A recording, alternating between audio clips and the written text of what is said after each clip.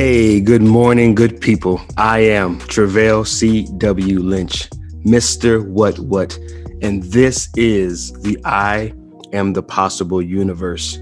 Both this week, the podcast and the broadcast. I want to welcome you into this moment, into this space, into this time. We're looking to do things a little different this week, have a different set, different intention, different process, different message. Today, we're going to be talking about the benefits, the power, the success, the satisfaction that comes through our silence.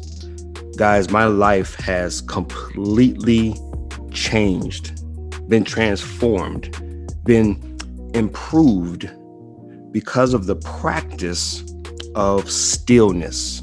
The practice of what I call the pause, the practice of meditation. But before we get into everything, I want to share just a few important things because I know that there is a lot of misunderstanding, a lot of myths, a lot of criticism, judgment, a lot of just, us just being uninformed when it comes to this area of meditation. And I want to debunk some of the myths. Number one, meditation is not difficult. Meditation is quite natural. In fact, many of us participate in some form of meditation, perhaps just not knowing it. Number two, meditation is not for the chosen few. It's not for the super spiritual. It's not for the Dalai Lama or the Buddhist, right? Or the monk. It's for anyone and everyone, right? Even shout out to my Christian brothers and sisters. The word of God tells us, right, that he who meditates on God's word both day and night are like a tree planted by streams of water, who yields its fruit in season, whose leaves does not wither, and whatever it does, it prospers. So meditation is not some spooky, way off spiritual thing that only a chosen super spiritual people can participate in. And then lastly, meditation is not something that has to look a certain way. I think sometimes we get images in our minds of what meditation looks like and feels like and what it should be, right? If you've ever listened to a guided meditation or if you've ever seen someone meditating, normally they're in a posture, right? They're in this sort of posture, right? And their legs are crossed and their hands are up, and we see the chakras, and so we kind of get this idea that it's this deep, heavy, mystical, spooky, rigid ritual that only the super deep, the super intellectual, the super, I don't know what you want to call it, right? But we get this idea that only a certain few can do it. But I want to debunk that myth, guys, because I'm a dude from the hood, man. I'm a dude that grew up like most of you guys, and have done the things that most of you guys have done or may be continuing to do, and based upon my practice, it's not it's not difficult, and we're going to get into some of that today, but it's not something that only a few can do or participate in. Okay, now that I've gotten that out the way, I want to share with you this idea, guys, about silence. Today we're talking about the success in silence. There is a form of success, a form of satisfaction, a form of strength that we are all in seek of. Well, I should say in search of, but we're all seeking, right? And so I wanted to kind of peel back some of the layers. I wanted to share some of my experiences. I want to bring some light, some awareness, right, to this idea and practice of stillness and silence, because I believe that there are some people out there who are stressed. You are taxed. You are just, emotionally exhausted. You're overwhelmed. You're anxious, right? And you want relief. You want rest. You want to be still on the inside. You just don't know how. You want some relief, but you don't know where that relief can or should or is found. And what I have discovered, and as I always do, I'm kind of jumping ahead, but what I've discovered is that many times we're looking in the wrong places. It's not that it's not available, but that we're seeking in the wrong places for the things that we need. Let me make this make sense. As they say, make it plain. Guys, look at this battery. A drained battery. Have your phone, right? Whether it's a phone, computer, but in this example, a phone. Has your phone ever, you pick it up and you've been using it all day and you forgot to charge it and you pick it up and boom, it's down to like 10%, right? It's drained of all of its energy. Now, I've got the cord. Here's the cord. I have a drained phone. I have a cord. The cord and the phone are in the same area. This is in need of what this can provide, but there's no connection. It's close, but it's not connected. I'll say that again, really, really slow. These two things, this being in need of what this can supply. Think about it as a source.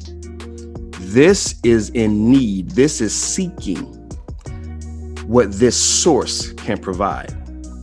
They're in the same area. They're close, but they're not connected. See, there requires a connection, right? And if I was to plug this in, this little tip here, if I was to plug this into the computer, it would then begin to have energy. It would begin to recharge. The battery would begin to recharge, renew itself, revive itself. You guys get where I'm going. Many times in life, we are looking like this battery. Our lives are drained of its energy. We are depressed. We are anxious. We are tired. We are frustrated. We are angry. We are at the end of our ropes, man, at the edge of the edge. And we're close to the source, but we're not connected to the source. And that's what meditation does. That's what silence does. That's what stillness does. It connects us to the source of the strength, of the success, of the satisfaction that we're seeking. And I hope that little analogy makes sense. Guys, I want to share with you a slide here. I'm going to share my screen here this morning. And before I do that, again, I wanted to bring you into this space because this is one of my places where I rest, where I put the AirPods in and I kick the recliner back. And sometimes I'll burn a little incense over here or, whatever, and just set the mood. And I meditate and I still myself and I quiet myself. I silence myself so that I can allow myself to connect with the source of the strength, of the success, of the satisfaction that I'm looking for. Okay, let's get into this, guys. I'm really excited about sharing this with you guys. Guys, there is a success in our silence. There is a success in our silence. And for many years, I didn't understand this. I didn't practice meditation. I didn't practice stillness. I didn't practice. See, our society is very stimulated. We are, in fact, overstimulated. So silence gets undervalued or devalued, right? Because we're always going from one stimuli to the next stimuli. We're always going from one thing to the next thing. We're in a very fast-paced world. We're in a very go-getter mentality, a very go-getter society, a very go-getter culture. We're in a very on to the next thing, right? We're in a very, let's just be 100, guys. Let's just be 100. We're in a very swipe up society, right? Swipe left, swipe up, whatever you're doing, right? And it's on to the next thing. And here's the thing. Let me share with you this idea, guys. I'm so excited to share with you guys this idea. Look at this. Let me share this previous one. Guys, our soul, let me just move this little guy just so that I know that I'm not in the way. Our souls are in search of something. And this is my belief. Our souls are in search of something that can only be found in the one place that we refuse to go. And that's silence. Guys, I have done a little bit of research, and I'm doing more and more research because I'm so fascinated with the power of silence. And I have began to tap into the benefits of silence. And my life has been so radically changed and just improved over the last couple of years since I began to practice what they call contemplation or a contemplative lifestyle, or a contemplative prayer, right? Sometimes my tongue, that's why I got my water over here, right? Because sometimes these words, man, can get your tongue all tied. But it is contemplative. That's the word. Contemplative prayer, contemplative lifestyle, a contemplative practice where we sit and we contemplate. And I have seen so much. I have gained so much value. My life has improved so much since doing this. And I'm going to get into some of the benefits in just a moment. But this is my belief. I believe that our souls are in search of something that form of success. That form of satisfaction, that form of strength that is only found in the one place that we refuse to go. And obviously, I'm speaking in generic terms, right? I'm not saying every single human being is refusing to go here. I'm looking at it from more of a high level view of sort of the majority. Right, the majority of our society, right? We don't love silence. And one of the reasons that I discovered that we don't love silence, that we don't like silence, is because we are afraid of our own thoughts. Now, today's episode and today's podcast is not going to be, going down that trail, but I just thought that I would mention it as a part of my research. Again, I'm just tapping into some of this information, but it fascinates me that we are afraid of our own thoughts. And many people don't want to go deep, as we say, because they're afraid of what they'll find. Well, that's only because you haven't availed yourself. You haven't exposed yourself to information that is edifying, that is revealing to your true self, right? Many times we live out of these lies. We live out of the layers, as I call them, the lies that society has said about us or said to us. And we begin to build a framework around those lies, and we begin to embody them. We begin to embrace them, and then we begin to express them. And I just believe that many of us are in a place right now, whether it's stress, whether it's anxiety, whether it's fear, trepidation, whether it's a loss of focus or concentration, but we're just in this internal turmoil. And the how should I put this? The refuge that you seek, it's in your silence. It's in your silence. Guys, let me jump into some more of these slides real quick here. I want to share some things with you this morning. I want to ask you this question. 7 and 110. What do they mean? 7 and 110. What do they mean? Now, for my podcast listeners, today I had to, record both the broadcast and the podcast simultaneously. So to my podcast listeners, you're not able to see the screen that I'm sharing right now. But I have a number 7 and I have a number 110 up on the screen. And I'm asking the viewing audience, what do they think these numbers mean? Okay, I'll give it a few seconds of silence. If you're watching on Facebook or if you're watching on YouTube, I would love to hear your answers. Go ahead and drop a comment. Drop what you think the number 7 represents in our society and what the number 110 represents in our society within the context of what we're talking about today.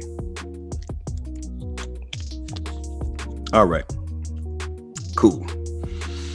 The number 7, it represents the number of seconds that research has shown, the number of seconds that the average, American human being will give any one thing an opportunity to capture their attention. It's about 7 seconds. If you're online, if you're on Facebook, YouTube, Instagram, Snapchat, if you're watching television, if you're listening to a song, you get about 7 seconds to grab someone's attention. We are in such a stimulated society that our attention to a given thing, you only get a few seconds of a window to get someone's attention. We don't travel slow enough in our lives. We don't journey slow enough in our lives to allow perhaps something of great value to take hold of us, something of great value, something that could literally bless your socks off. If it doesn't capture your attention within 7 seconds, guys, this is an alarming number. Because maybe in the intro of a video that you might need, maybe in the intro of a sermon preached at church within the first 7 seconds, maybe they don't get you yet. Maybe they don't hook you yet. But maybe some information that you desperately need, vital information, is contained within that thing. Even when I think about songs, sometimes we listen to the intro of the song and we're like, oh man, I don't want to hear that song. But then later on, somehow the song gets to playing, let's say in your car, and it gets beyond the first couple of seconds. And then the music changes and maybe the words come in. And then all of a sudden you find yourself loving this song, because I've done that in my life. And then you go back and you say, man, what song was that? And then when you started from the beginning, you're like, oh, that was that song that had that bad intro. But then things changed and you found that it was maybe one of your favorite songs. This is how it is with this issue of this 7 seconds. Guys, I believe that there are things that are for us, that are meant for us, that we could really benefit from, but we have been so conditioned to be so quick with it, to be, swipe up, right? How many times within our own hearts, within our own minds, are we just swiping up without even thinking about it? This 110, this number represents, and this was a recent survey done by I think it's the Pew Institute, but it basically said that on average, the average teenager, and then I forgot what age range it was, but the average teenager sends about 110 text messages a day. Now, that sounds like a huge number. I don't know. I didn't do the research, but because I came across this information, I thought I would include it. Because again, just wondering if that's possible. Where do these young people, where do we, right? I'm just going to include ourselves. I'm just going to include me. I'm going to include everyone. Where do we find time to really receive anything? If you're texting that much, messaging that much, sending and receiving that much, how much information are you actually processing? Again, guys, everything is tied back to this idea that there is a success, there is a strength, there is a satisfaction that we're all seeking. Our spirit is seeking, our soul is seeking. We're all seeking this sense of satisfaction in our lives. And it's in that one place, the stillness. And these are just researches and surveys that just kind of give a little evidence, shines a little light into the fact that we are in a society, we're in a culture that is making it very difficult for us to be quiet long enough to receive the very strength, the very success, the very satisfaction that we're seeking. Now, you may be saying to yourself, why do you keep saying receive a success? I'm going to be getting to that at the end, right? All right. You stay tuned, right? We're going to be getting to that in just a moment, because there are successes, infinite successes found within silence. All right. Next slide, guys. Next slide. Now, I'm going to begin to just share some thoughts. Okay, I'm creating an entire course around this content and around meditation and the practice of stillness. And so if you're interested in more information and you're interested in going a little deeper and understanding this on a deeper level and beginning to practice it and to implement it in your own life, I'm going to be coming out with that course very, very soon. But I took some excerpts from this course that I'm creating, and these are just thoughts. These are just thoughts. And I wanted to share the thoughts, share the ideas, and just kind of expound a little bit on some of them. Number one, I believe that there is a lack of silence that's producing a lack of satisfaction in our overstimulated society. Due to the lack of silence, there is a lack of satisfaction. We want satisfaction, but we are steeped in stress and struggle and strain because we don't know how to be still, aka silent. We want to be satisfied, but we think that it's through effort. We think that it's through gaining more things. We think that it's through more hustle. We think that it's through the accumulation. We think that it's through the gaining of tangible and physical things. We think that the internal, as I like to say, this internal condition, we think that it is dependent on an external work, an external hustle. We want the internal to be changed. We want less stress. We want less fear. We want less worry. We want less anxiety. We want less depressive, emotions. Right. We want less of that. And we think that it's going to happen through the things that we're doing, the more that we do. And what I have found is those things tend to medicate. Those things tend to distract. Those things tend to just kind of detour our attention temporarily, but the problem still exists. So we may go off and say, okay, well, I'm dealing with this on the inside, so I'm going to go and do this over here, or I'm going to go do that over there, and it kind of creates an escape temporarily. And we've done all that we can do. Maybe it's drinking, maybe it's smoking, maybe it's sex, maybe it's pornography, maybe it's just hanging out, maybe it's video games, maybe it's, activities, sports, working out, whatever it is, right? We can medicate with anything. And that's why I say that meditation is the greatest form of medication that you can be prescribed. I'll say that again. Meditation is the greatest form of medication that you can be prescribed. Now, I'm not saying that, on some real talk, that your physical body might not need some sort of medicine from the actual doctor. But here's what I am saying, that meditation is a form of medication because it connects us to the one true physician. That's right. Jehovah Rapha, God our healer, the one true physician. That's right. That's right. That's right. Just like my example earlier, guys, right? Close, but not connected. Close, but not connected. See, meditation connects us. It plugs us in to the source of the strength, of the success, of the satisfaction that our soul is seeking, guys. All right, my story. I'm going to go ahead and stop sharing. Come back to my story here. Guys, my story is one of, I don't want to make too much noise here. In fact, the time that I'm recording this right now, right now it's 6 a.m. So my daughter is starting to get up and she's getting ready for work right now. And my wife is kind of already getting up, and she's going to start moving around. So you may hear some background noise, but that's all right. But normally I'm up at around 3:30 in the morning.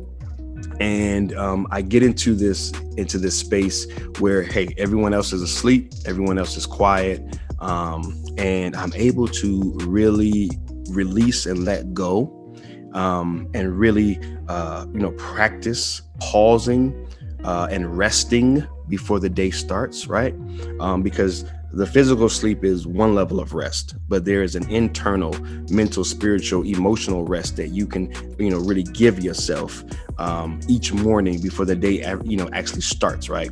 So my story is that I have always been, and maybe it may be new news to you guys, but I have always been an extremely angry, aggressive, how do I put it, man? Just let me give you this example.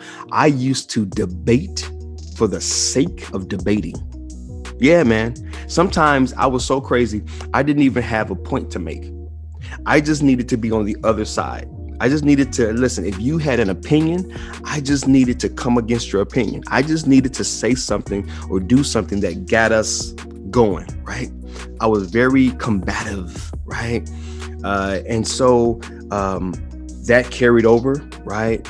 From my past hurts and my past struggles and my past disappointments of my childhood.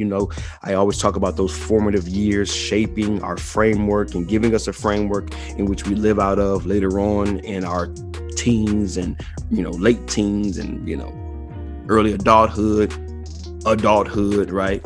And if not dealt with through our entire lifetime. And so, because of my past hurts and pains and disappointments of my formative years, I became a very disgruntled individual, just in general. And I was cool with who I was cool with, but I was very combative and very dualistic in my thinking, right? I was very you against me, us against them. Let's knuckle up, right? And so that carried over and that played out. Even through some of these recent years, not in the form of maybe very boisterous or aggressive or outwardly combating other people, but within. See, as we get older, we learn to mask it. As we get older, we learn to put on a masquerade. As we get older, we learn to put on airs and act like it ain't there, right? We get very good. We become masters of the masquerade. And so you may not see it on the outside, but on the inside, I was very critical, very judgmental.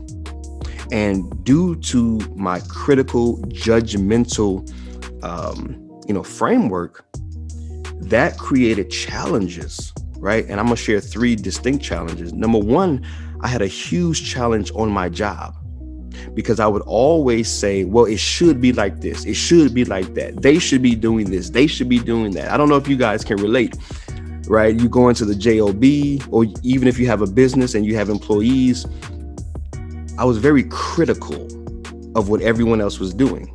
Judgmental, this person should be doing this, or that person should be doing that, or how come they didn't do it this way, or how come they said it that way? Maybe other people didn't see it, but on the inside, it was a storm raging. That created such anxiety. That created such poor forecasting, poor projecting of the outcome of situations, meetings, deliverables on projects, right? The list goes on and on and on. When I learned to meditate, when I learned the power of the pause, when I learned to be still, when I learned to breathe. Now, guys, this is about a 40-minute video or so. Again, that's why I'm creating an entire course, because I can't give you all of it in this one video or in this one podcast episode. It's too much to unpack. Let me slow it down.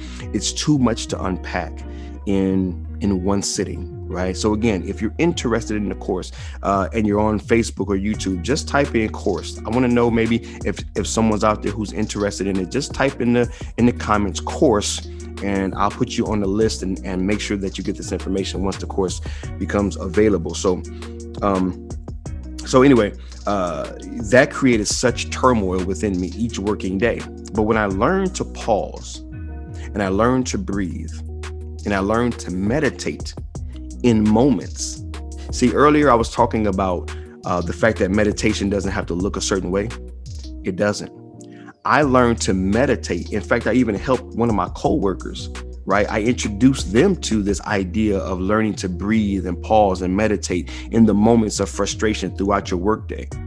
But as I learned more about contemplation, as I learned more about the pause, about the internal rest, about meditation, as I began to practice it in moments throughout my day, when I would get frustrated, when I would get angry, I would just kind of pause and allow the source to provide me a better perspective, a better outlook, a better view, a better vantage point.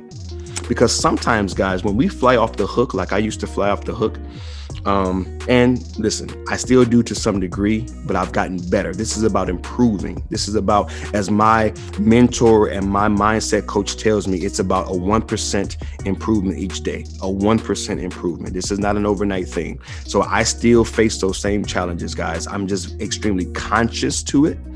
And I'm extremely strategic in addressing it. Okay. And so I've found much more success. The more I do it, the better I get at it. And so I'm able to bounce back a lot quicker. So, in these moments of just being frustrated on the job, I would pause and I would consciously say, okay, God, how can I see this better? How can my view of this improve? Get this. How is this working for me? I'll throw you guys a bonus. You guys have heard me talk about this before. The power of questions, right? If you ever look at the word question, the first couple letters, it spells quest, and then I on. It's quest, I on, or as I like to say, the quest I'm on. Whenever you ask yourself a question, or whenever a question is asked of you, the mind is hardwired in such a way that it begins to look for an answer. That's all it's doing. It's a problem-solving machine. The mind is made to solve problems. It looks for solutions, right? And it wants to serve you a solution. And so when you give it a question, it goes to work. So I ask myself questions that are going to guide me and lead me or send me on a quest for the kind of answer I want. Not the one I don't want. It's the one that I do want.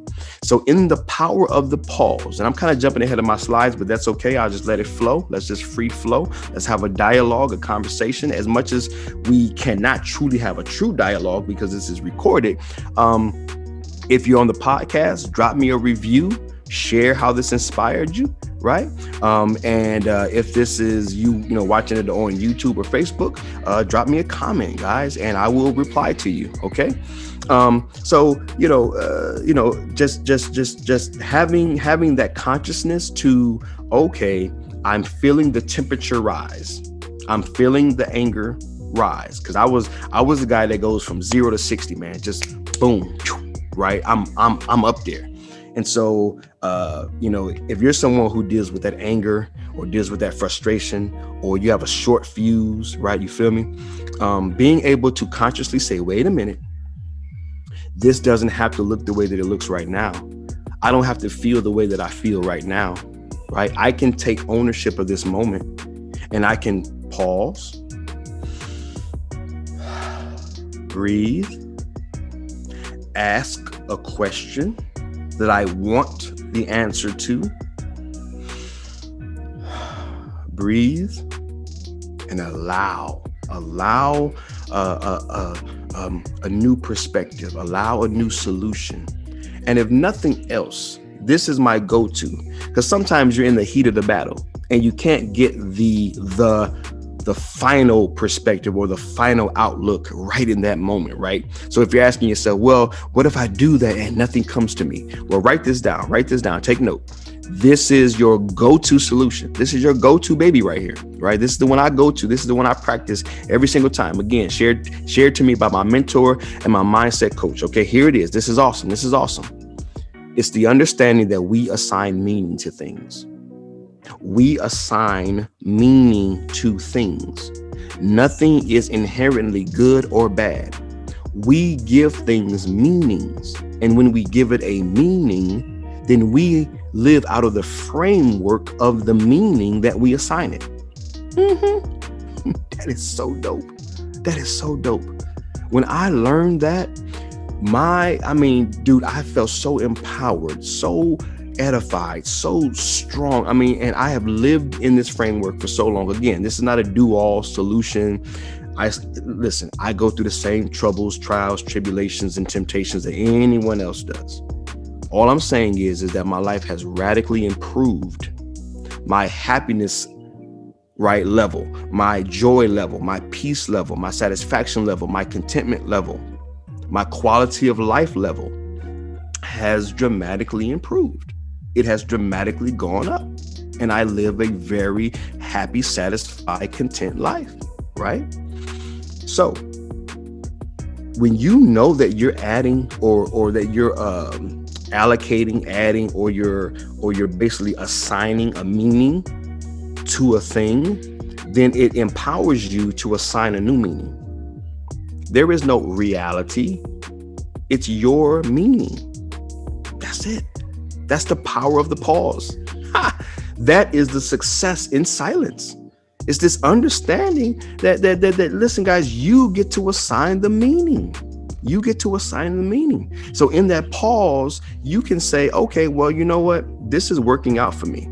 This is building me up. This is working for me. Just the other day, I had an issue on my job and it was frustrating the heck out of me. I did the pause thing and I said, you know what? I'm going to assign this the meaning of it's going to work out. This is building me up for something in the future. Man, this is a skill set that I must need for my next leg of life. And I'm not lying to myself. I get to make that decision. I get to make that a decision. It's going to work for me. It's going to build me up. It's going to be useful in my next leg of life. It is, because I've decided. Now, I don't want to go down that whole path because that's a whole nother section of a course. That's a whole nother teaching moment, guys, but it needed to be included so you understood the framework of the pause, of the rest, of the meditation, right? Because that's what's happening. You're allowing newness. You're allowing good, right? You're allowing power, right? You're allowing strength, right? You're allowing those things that are working for you and serving you to be revived and to be renewed so that you can go forward and not be stuck, feeling like you're out of control, feeling like you don't have a choice in the matter, feeling like your freedom has been stripped away. Okay? So it's that power in that pause. So I took a long time on my job one, right? But I feel like a lot of people can relate to that as you go into the workspace. Another one was with my children, right? I have 4 phenomenal children. I couldn't ask for better children. No way, no how. God has truly blessed me. But, as a father raising children, you can be tested, right? And many times you can live in fear, right? You don't want them harmed. You don't want them to make mistakes, right? You don't want them to be abused. You don't want them to miss out on things, right? You want them to have the best experience of life possible. And with that desire, with those wants, comes a lot of stress, a lot of anxiety, a lot of fear, a lot of worry, if we choose to. And so the power of the pause, meditation, stillness, silence has helped me really love them, be an example to them, but release and let go of the stress and the worry around, am I a good enough dad? Have I done enough? Am I setting a good enough example? Am I providing enough? Are they going to make that mistake? Are they going to do that? I'm able to let go of that. And I'm able to be liberated of that so that I can live a more fruitful life, a more edifying example to them, right? Because it's not really what we say, it's what they see us do. It's not what they hear us say, it's what they see us do. It is what's going to impact them most, right? And so by me allowing this meditation, this contemplation, this rest, this pause, this silence, it's all wrapped into one, right? I have been so set free, so liberated of micromanaging their lives and being overly concerned. They're gonna make mistakes. Those are lessons that they have to learn. They're gonna bump their head. They're gonna do some things that I would consider bad or wrong. They're gonna quote sin. They're gonna miss the mark. They're gonna do all types of things. But they're also gonna be okay. In whatever that looks like, it's going to be okay. They're going to be okay because I'm not the author of their life. I don't get to choose their lives, right? I once heard the quote that children are not born to us, they're born through us. That's for the parents out there. Children are not born to us, they're born through us, because many times as parents, we have an ownership mentality, and with anything that we own, we want to control. So if we own our children, that's my child, that's my baby, and we own the child, right? Right? Subconsciously, we're in an ownership perspective. We don't even know it, right? But we have an ownership framework, and we own our child. Then we want to control our child. And I'm just open to the idea that maybe I don't own my child. Maybe they, like I, am ultimately a child of God, a creation, an expression of God. And my role in their lives are to nurture, provide, and to love and care and embrace, but control and make and force and then myself live in all of the emotional consequences that come from that's not for me. But that realization, guys, this level of freedom, it only came because I've learned how to meditate. I've learned how to be still. I've learned how to pause. I've learned how to silence myself and allow a voice greater than mine to emerge. All right, guys, I want to share a few more slides and then I want to wrap it up, guys, because I know about at my time now. I only share 2 stories. The third story is just, with just overall dualism. And let me just recap that really fast. Dualism, or dualistic mindsets, or dualistic thinking, is basically the idea that it's us versus them, right? You versus me, right? Crip and blood, red and blue, Democrat, Republican, right? It's this dividing line. And where meditation, contemplation, stillness, silence has blessed me is that I no longer have to pick a side. I'm on Jesus's side. I'm on God's side. I'm on the creator's side. I'm on the source's side. That's a title right there. I'm on the source's side. I'm not going to pick a human side. I'm not going to be against you. I'm going to be for humanity. And that has liberated me so much. Again, dualism, dualistic mindset, that's going to be a part of the course. And so I don't have time to go into it today, but there is this thing called dualism. Look it up, type it up, find out more about it, because you may be living in that framework, and that framework may be causing you a lot of grief and a lot of heartache and a lot of frustration.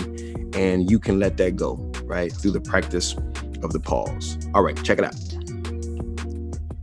Next one. This is a funny one. There's a whole world waiting for you to shut up. There's a whole world. Guys, you have heard me say this so many times. I got this from Michael Beckwith. It was the most fascinating, captivating idea I had heard probably in all of 2020. Like, man, it was just profound. He said, we all live on the earth, but we all live in our own worlds. Right? Yeah, it's like one earth, but infinite worlds. Our world, our internal world, our perspective, our reality, it is comprised of the things that we have allowed in, the elements and the environments that we've embraced, and that has created a framework in which we live out of called reality, but it's truly your world. I don't have to live in your world, and you don't have to live in my world. We're all on the same earth, but we're all in the same world. Well, guys, silence, stillness, contemplation, meditation helps to expand our world. A world that only God, the source, can cultivate and create from within.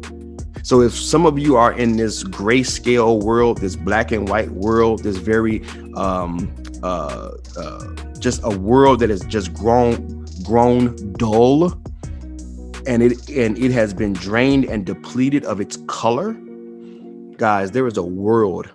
God is waiting to cultivate a world within you if you would just shut up. Because sometimes, guys, your voice can be your greatest distraction. Your own voice, the sound of your own voice, of your own thoughts, of your own criticisms can just drain out God and just drain out the source. And again, you are seeking strength, success, satisfaction, but you won't shut up. I was guilty of it because we think that it's going to be produced in what we do.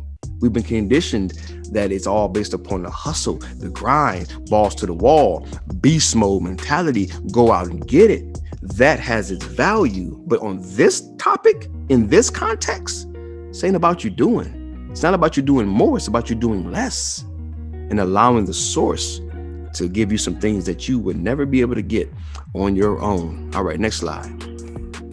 Just a few quick little witty little phrases that I want to give you guys if you're note taking, just some things to just put into your brain and just kind of cultivate there. There's winning in the wait, power in the pause, success in the silence. I use those same words, the same letters to kind of just tie the what's the word for neural connections in the brain. Again, I'm just chipping away at the what do you call it? Well, I totally forgot the whole analogy to it, but I'm just getting started with this whole mental and this whole brain work. But I know that if you use acronyms or you use words that sound alike or words that have the same letter, it just makes it easier to remember. That's my point. Okay. I know there's a big scientific phrase for it, but at the end of the day, it just makes it easier to remember. So there is winning, guys, in your wait. There's power in your pause, and there is success in your silence.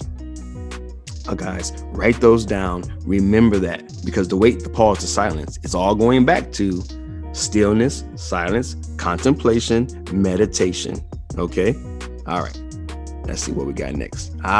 Silence is a gift to your soul. Silence is a gift, guys. Check this out. It's not in the adding, but in the subtracting that we gain our greatest gifts. Oh yeah, man.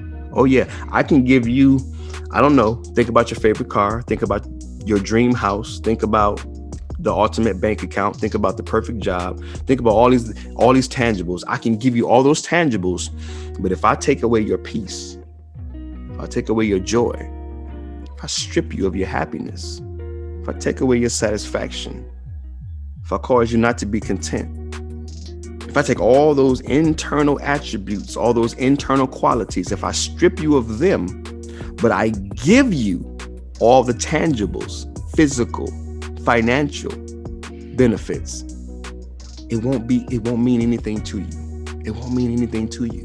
And some of you are in that place. You have it all on the outside, but you're empty, drained like that battery on the inside. It's in the subtracting, guys. The subtracting of noise, the subtraction of stimuli, the subtraction of attention getters, and allowing yourself to be still long enough to gain the greatest gifts. Yeah. I'm excited about it. All right, guys. I'm going to end with this. 7 ways to succeed through silence. 7 ways. These are practical ways, guys. I've talked about my story, and a lot of this right here is what I'm experiencing. This is just God's truth right here. This is what I'm experiencing, guys. But ultimately, it leads to satisfaction, because that is the success in silence. I'll say that again. That is the success in silence. It is this satisfaction, being able to be satisfied. Number 1, awareness. When you get quiet, you become aware of things. Let's test this. I'm going to be silent for 10 seconds. Watch this.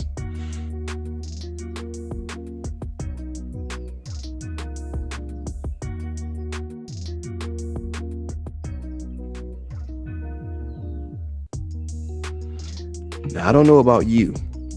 Now, this mic is pretty sensitive, and hopefully you heard it. But if you didn't, let me inform you. There are some birds in the background, some birds outside. Perhaps you've been hearing these birds the entire time that I've been recording, but they've been chirping. But when I grew silent, their voices amplified. These birds, these living creatures are right behind me. When you become silent, you become aware of what's available, of what's around you. Things that you didn't see before, things that you didn't notice before, things that you've been overlooking.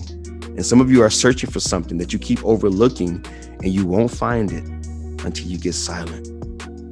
Okay, guys, I could go so deep into that, but I'm going to continue for the sake of time. Next, calmness and peace.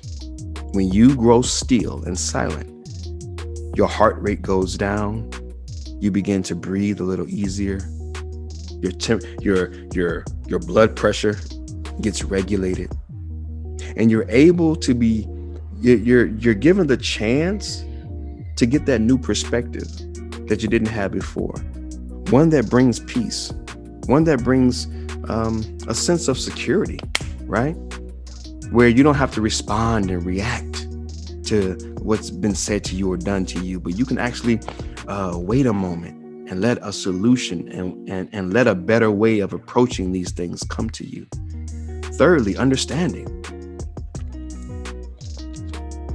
We can't understand why we're talking, right? You ever heard of this phrase, empathetic listening? When you empathetic, well, that's not the right phrase. You don't empathetic listen, but when you listen empathetically, or you listen with empathy, when you listen that way, you're seeking to understand versus, waiting or preparing to respond. You want to put yourself in that other person's shoes. So when you are silent, you're able to understand what God is saying, what the source is saying, what your creator is saying. You're able to understand where you really are in life. And you would be surprised at what you discover and what you never knew about your position in life. Some of you are much better off than you could ever imagine, but you have to be silent to begin to understand that. Number 4, productivity. You become extremely productive when you become silent, because you're not pulling your hair out. You're not anxious. You're not all over the place. You're not scatterbrained. You're not multitasking, right? By slowing down and getting still, you become more consumed and concrete on the top priorities, things that really matter, things that really move the needle. Number 5, you become more patient, right? I was talking, earlier about my kids. Sometimes they'll do something or say something, and I'm on 0 to 10. I'm just, boom, anger. And, when I practice that pause, I bring it down. It's not so bad. It's not so urgent. You don't have to respond like that. How patient has God been with me? How much has God extended his grace toward me? And all these other blessed thoughts and ideas come rushing in because I allow space for them to. And then I'm able to approach my children with love and with respect, and we get much greater outcomes because of it. It's just amazing. Number 6, concentration or concentration and focus. Again, you're able to really zero in on something and really begin to hit the mark and hit your target, right? You begin to be able to really channel your energy, right? Because a lot of times when you don't be, when you're not silent and you're talking and other things are talking, the TV's on, the phone's going off, the baby's crying, the dog's barking, you're not able to focus on any one thing. And you always feel like you're falling behind, or you always feel like you're losing space or losing time. And then lastly, guys, you become extremely creative. New ideas, new concepts begin to flow effortlessly, right? Because you took the time to give the mind space. Maybe you asked a few, creating ideas, right? Questions. Maybe you begin to ask yourself some questions like we talked about earlier, and you begin to ask yourself questions that lead to greater creativity, right? Sometimes there are some things in your life where it could happen, it could come together, but you're just not using enough creativity, right? You're kind of roadblocked mentally. And when you pause, get still, get silent, meditate, breathe, contemplate, you're able to create the space for that creativity to come rushing in. All right, guys, I think that was my last slide. Let me just check. Let me just double check. I think that was my last slide. I'm going to go back over here on the screen. Again, my podcasters. Yep, that was it. Okay. So I'm going to go ahead and close that down. All right, and we are back here. All right, guys, this has been a special edition, man. I have been recording both the broadcast for the viewers and the podcast for the listeners today, this morning. It's been a pleasure sharing with you guys in this new space. I think I'm going to record here a lot more, especially when we get on these topics, on a topic that I love and that I'm going to be creating a lot more content around, because I think that our society needs it. Especially with things starting to open up again and the country starting to open up again. My goodness, I know people are going to be running out to do all the things that they felt like they were missing out on this last year. And my prayer, man, is that we don't just go back to the old ways and just do the things that we've always done. I pray that there's been some lessons learned, and I pray that one of the lessons learned is that there's great benefit. There's great benefit and being still, being silent, contemplating, meditating, right? So yeah. All right, guys, that's it. I'm going to start wrapping it up here. I pray that you guys got value from this. I pray that you heard something, saw something, an idea was communicated and shared with you, right? That created a context of conversation, right? And that through that conversation, that there's been a connection, not only between you and I, but a connection between you and the source, right? Self and the source connecting. Got to go back to my analogy, guys. Some of us are looking like this battery. Some of us are looking like this battery, guys. And the source is close. The source is close. But you got to connect. You got to take the next step. The source of the success that you're seeking, the source of the strength that you're seeking, the source of the satisfaction that you're seeking, he's close. But you got to connect. Wow. You got to connect. You got to make the connection. How do you make the connection? You make the connection by pausing, by resting, silence, stillness, contemplation, meditation. I'm throwing a lot out there. You pick and choose what's working for you. You try it all. You research it all. You Google it all, right? Get understanding of it all. I promise you. This is one of those universal principles. This is one of those universal practices that we can all benefit from, that is applicable to us all. But you name it, you frame it, you put it into your context.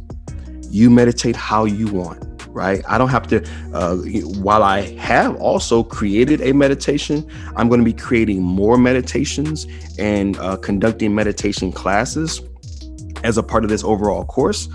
But immediately you can go to YouTube right now and just type in, if you're a Christian meditation, Christian guided meditation. If you're not a Christian and you're just curious, you can just type in guided meditation or meditation music, right? All of these different catchphrases and keywords. You can go to YouTube. You can just Google it.